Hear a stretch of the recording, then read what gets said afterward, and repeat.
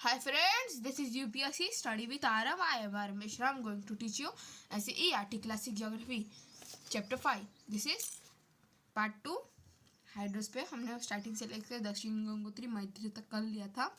आपसे आज हम हाइड्रोस्फीयर से पूरा कंप्लीट कर लेंगे. Let's start. Hydrosphere. The earth is called blue planet. हमारे अर्थ को ब्लू प्लैनेट कहते हैं. More than 71% of the earth covered with water. हमारा जो अर्थ जो है वो 71% वाटर से कवर्ड है और 29% जो है वो लैंड से कवर्ड है. कैसे? लैंड से. Hydrosphere consist of water all it forms. Hydrosphere अपने इन सब फॉर्म्स में हमें दिखाई देता है. अब देखिए, रनिंग वाटर जो मिलेगा हमको ओशंस और रिवर में और लेक में भी मिल जाएगा. आइस और ग्लेशियर के फॉर्म में भी मिलेगा. अंडरग्राउंड वाटर भी मिलेगा. और वाटर वेपर जो एटमॉस्फेयर में होते हैं वो भी हमें हाइड्रोस्फीयर में मिलेगी, मतलब पानी के रूप में मिलेंगे water vapours. More than 97% of the earth water is found in the ocean. 97% जो वाटर है वो ओशन में पाया जाता है, जो ह्यूमन यूज़ के लिए नहीं बना होता है क्योंकि वो बहुत सॉल्टी होता है. A large proportion of rest of the water is in form of ice sheet. एक बड़ा हिस्सा आइस का जो ह्यूमन यूज़ के है वो आइस शीट में और ग्लेशियर में आइस शीट और ग्लेशियर बना हुआ है. और कुछ ग्राउंड वाटर है. क्या है? ग्राउंड वाटर है अंडरग्राउंड में, जो स्मॉल परसेंटेज में अवेलेबल है. Fresh water for human use. Okay, human use के लिए फ्रेश वाटर बहुत ज़्यादा कम है.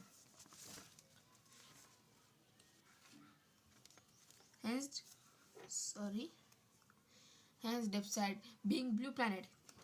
हमें ये ब्लू प्लैनेट होते हुए भी हमें पानी की शॉर्टेज फेस करनी पड़ती है. क्या करनी पड़ती है? फेस करनी पड़ती है.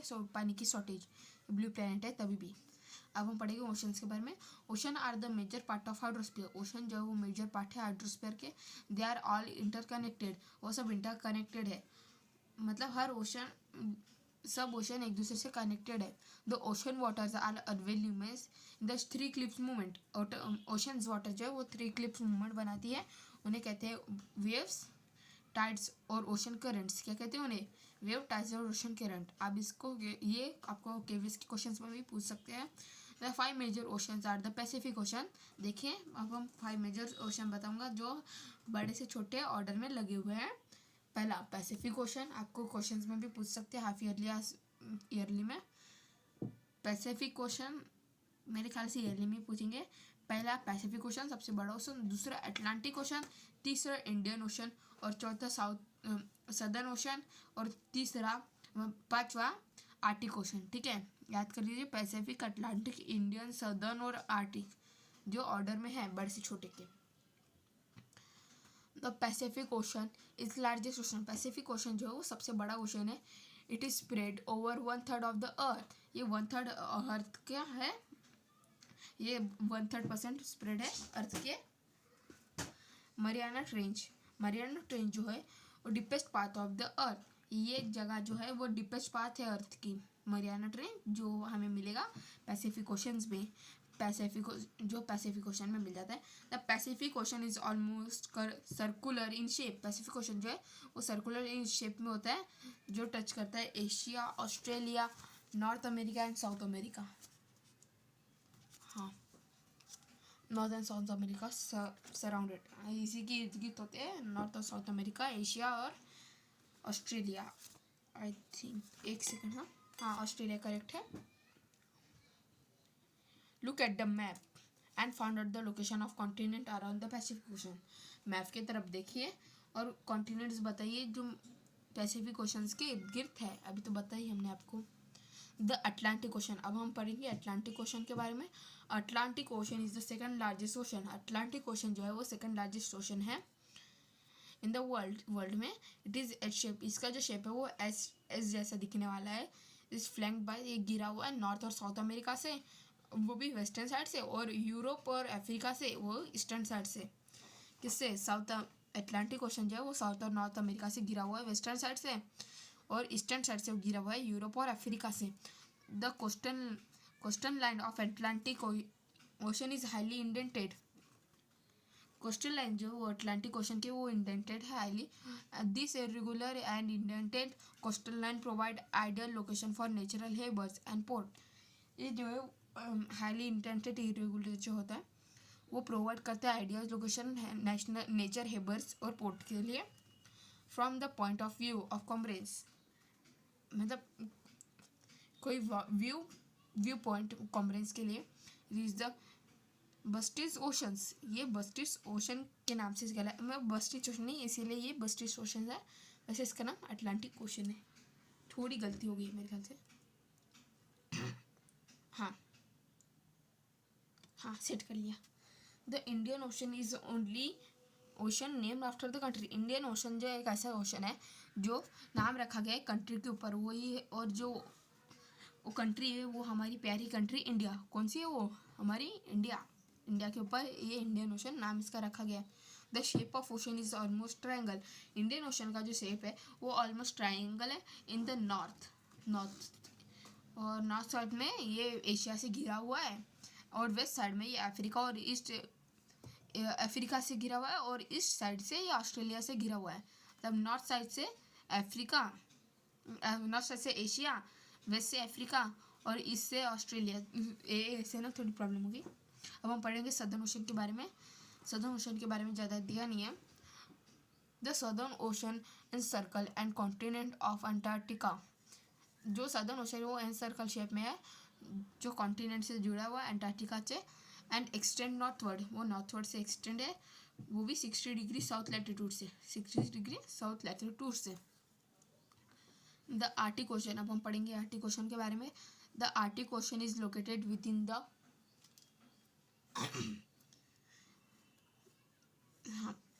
located within the Arctic circle the surrounded by the North Pole. Arctic Ocean जो है वो आर्टिक सर्कल से घिरा हुआ है. The North Pole is connected with the Pacific Ocean. North Pole जो उसका वो पैसिफिक ओशन से जुड़ा है by a narrow stretch of a shallow water. Narrow stretch shallow water से वो है बेरिंग स्ट्रेट. क्या है वो? Bering Strait. जो it is bound by the northern coast of the North America and Eurasia. जो नॉर्दर्न कोस्ट से जुड़ा हुआ है किससे? यूरेशिया और इससे नॉर्थ अमेरिका से. Okay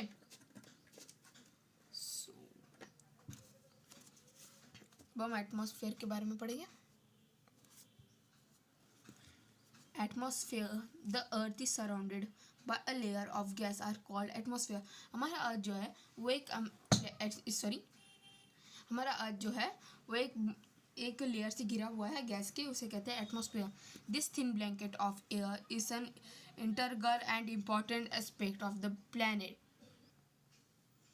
and the important aspect of the planets.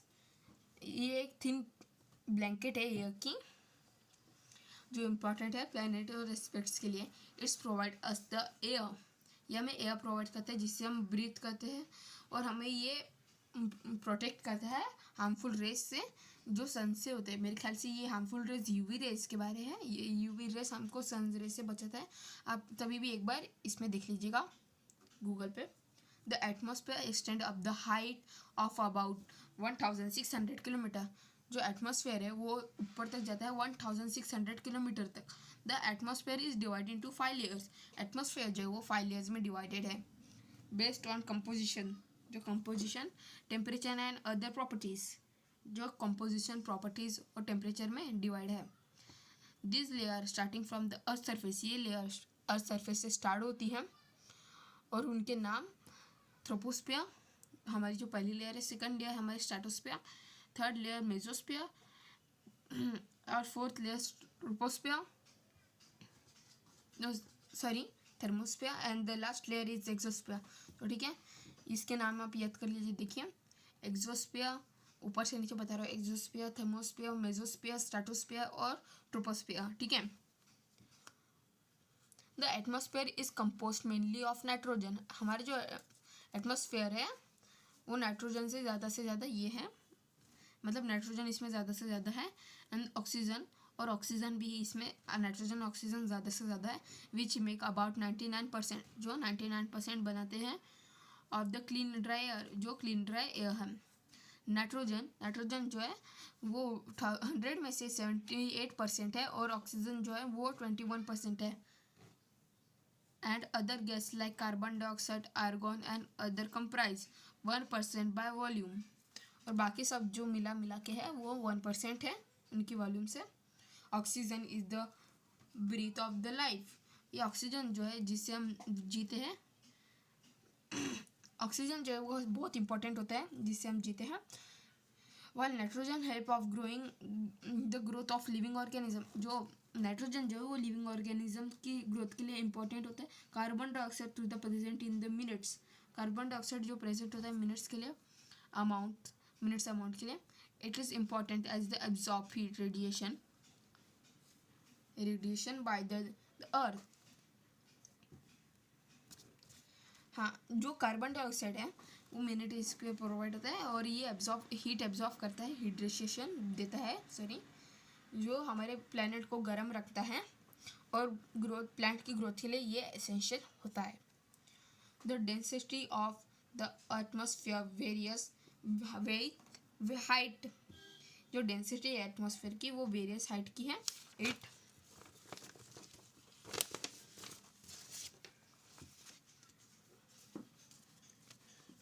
It is maximum at the sea level and decrease rapidly as we go up. ये सी लेवल पे मैक्सिमम होता है और जब हम धीरे धीरे ऊपर बढ़ते तब ये नीचे गिरता जाता है। You know the climber experience problem in breathing due to this decrease in the density of air. तो आप क्लाइंबर्स की प्रॉब्लम को तो जानते ही होंगे कि वो जैसे जैसे पहाड़ी पर चढ़ते हैं वैसे वैसे उनकी सांस लेना मुश्किल हो जाता है। आप प्लेन में भी बैठोगे तो वहाँ पे भी सांस लेना मुश्किल हो जाता है, इसीलिए वहाँ पे ऑक्सीजन मास्क हमें पहनाया जाता है। They have to carry with them oxygen cylinder. इसीलिए उन्हें अपने साथ ऑक्सीजन सिलेंडर लेना पड़ता है। The temperature also decrease as we go upward. जब हम ऊपर जाते हैं तब जब टेम्परेचर भी गिरता है। Okay. Atmosphere exerts pressure on the earth. Atmosphere भी अपना प्रेशर बनाती है अर्थ के ऊपर। एटमॉस्फेयर प्रेशर बनाती है अर्थ के ऊपर। This varies from place to place. ये प्लेस टू प्लेस घूमती रहती है। Some area experience high pressure. कुछ एरिया हाई प्रेशर होती है and some area low pressure होती है और कुछ एरिया लो प्रेशर होती है। Air move from high pressure to low pressure. ये जो एयर मूव करती है high pressure to low pressure, moving है जो मूव करती है ना, ये उसे क्या कहते हैं? विंड कहते हैं उसे। हम पढ़ेंगे बायोस्फीयर सबसे important. Biosphere, the domain of life. The biosphere is the narrow zone of contact between the land, water, and air. It is in the zone of that life that the unique of this planet exist. Biosphere जो है वो इन तीन चीज़ों को connect करता है, land, water और air. देखें जैसे आपको ये दिख रहा है, एटमॉस्फेयर हवा, हाइड्रोस्फीयर मतलब वो पानी, और लिथोस्फीयर मतलब रॉक्स, बड़े बड़े लैंड रॉक्स। ओके। पिक्चर में देखिए हिरन दिख रहे हैं, ये दिख रहा है, ये भी दिख रहा है, ये दिख रहा है। वैसे ये सब हमें देखने को नहीं मिलते। हिरन, हाथी और गेंडा और शेर ये सब देखने को नहीं मिलते। और उन्हीं के बाजू में ऊँट और घर भी है और सामने में ये बिल्डिंग्स भी है ना। ये हमें एक साथ देखने को नहीं मिलेगा, मुश्किल है या फिर कह सकते हैं नामुमकिन है। तो मजाक हो गया, अब आगे बढ़ो। Species of organism that vary in the size from the microbes and bacteria to the huge mammals. ये जो और मतलब बायोस्फीयर जो है वो सबके लिए इम्पोर्टेंट होता है, छोटे से माइक्रोब्स और बैक्टीरिया से लेकर एक ह्यूज मैमल तक के, ये सबके लिए बहुत इंपॉर्टेंट होता है। All the living organism including human are linked. अरे ज़्यादा तेज़ बोलने की वजह से थोड़ी प्रॉब्लम हो जाती है। जो भी लिविंग ऑर्गेनिज्म है वो ऑर्गेनिज्म ह्यूमन से लिंक्ड है टू ईच अदर। वो सब एक दूसरे से लिंक्ड है। जैसे बायोस्फीयर सर्वाइवल के लिए बहुत ज़्यादा मस्ट होता है। The organism in the biosphere may broadly be divide into the plant kingdom and the animal kingdom. जो ऑर्गेनिज्म है बायोस्फीयर के वो डिवाइडेड है प्लांट किंगडम और एनिमल किंगडम के। The 3 domain of the earth interact with each other. हमारे जो 3 domains है अर्थ के वो एक इंटरैक्ट करते हैं एक दूसरे से, और वो अगर किसी को भी नुकसान पहुंचाते तो वो एक दूसरे को भी नुकसान पहुंचाते हैं। जैसे यहाँ पे एक एग्जांपल दिया गया है, अगर हम फॉरेस्ट को काटते हैं फ्यूलिंग के लिए हमारी वुड की इसके लिए जो, और हम क्लियर करते हैं लैंड को क्लियर करने के लिए lead to fast removal of soil. इसे हम फास्ट रिमूवल करते हैं सॉइल को, और फिर इससे अर्थक्वेक आ जाते हैं, सरफेस चेंज हो जाती है, बारिश होने लगती है, अर्थक्वेक आते हैं। ठीक है। द सबमर्ज ऑफ लैंड, हाँ वही। और इससे सही कुछ सुनामीज भी आ जाती है, कभी कभार सुनामी आ जाती है। अगर पानी के नीचे अर्थक्वेक आ जाए ना तो बड़ी सी सुनामी आ जाती है। अंडमान एंड निकोबार आइलैंड जो है ये सब झेल चुका है ऐसे tsunami recently part of Andaman and Nicobar island where the submerge under water. ठीक है, वही मैंने जो बताया अंडमान निकोबार। ओ discharge of waste material into lakes and river makes water unsuitable for human use. It also damage for other form of life. हम पानी में कचरा फेंकते हैं तो पानी बहुत गंदा होता है, जो अदर इसके एटमॉस्फेयर को भी गंदा करता है और लैंड को भी गंदा करता है किसी ना किसी तरह से। इमिशन फ्रॉम ऑफ इंडस्ट्रीज को इमिशंस फॉर्म जो होते हैं, thermal power plants and vehicle pollute air, carbon dioxide, ये जो सब होते हैं ना, ये सब इन सबको ये करते हैं, मतलब नुकसान पहुंचाते हैं। बट द इंक्रीजिंग अमाउंट, लेकिन जो इंक्रीजिंग अमाउंट जो है ना CO2 की, वो बहुत मुश्किल पहुंचाएगी हमको। ग्लोबल टेम्परेचर बहुत ज़्यादा बढ़ जाएगा हमारा, यूवी रेज भी ख़त्म हो जाएगी। हाँ, यूवी रेज जो होती है ना, मेरे ख्याल से वो यूवी रेज ही है, आप एक बार तभी भी गूगल में देख लीजिएगा। यूवी रेज जो है ना वो भी ख़त्म हो जाएगी, जिससे हमें सनराइज, हार्मफुल जो सनराइज होती है वो हमें मार देगी। There is the 10 need limit, हमें हर एक लिमिट को, मतलब हर एक रिसोर्स को लिमिट में यूज़ करना चाहिए, जो बैलेंस नेचर को बैलेंस करती है। द डोमेन ऑफ लिथोस्फीयर, ये हमारे कुछ डोमेन्स थे, लिथोस्फीयर, एटमॉस्फेयर और हाइड्रोस्फीयर। तो आज के लिए बस इतना ही। अगर आपको वीडियो पसंद आए तो इसे लाइक, शेयर और सब्सक्राइब करना मत भूलिए, क्योंकि आप पढ़ेंगे और आपके दोस्त पढ़ेंगे। थैंक्स।